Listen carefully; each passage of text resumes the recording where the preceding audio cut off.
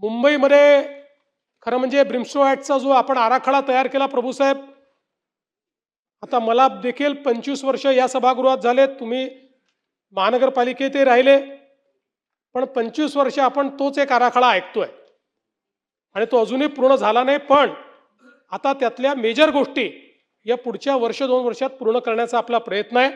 आणि त्यासोबत मुंबईकरता एकात्मिक पूर नियंत्रणाचा एक आराखडा 13,000 कोटी रुपयाचा आपण तयार केला आहे. हा आराखडा केंद्र सरकारला आपण सादर केलेला आहे. केंद्र सरकारच्या मान्यतेने या आराखड्याची अंमलबजावणी आपण सुरू करणार आहोत, ज्यामध्ये साधारणपणे शहरातले 370 हॉटस्पॉट आहेत, हे त्या ठिकाणी संपतील.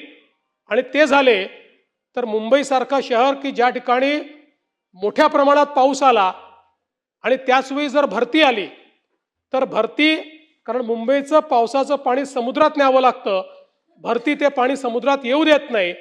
आणि म्हणून या 370 हॉटस्पॉटवर 30 मिनिटात पाणी बाहेर कसं निघेल अशा पद्धतीनं हा 13,000 कोटीचा आराखडा तयार करण्यात आलेला आहे, की ज्यामुळे निश्चितपणे पुढच्या काळामध्ये आपला प्रयत्न आहे की मुंबईला हे जी काही समस्या दरवर्षी भेडसावते त्यातनं मोठ्या प्रमाणात आपल्याला एक प्रकारे मुंबईकरांना सुटका करून देता येईल.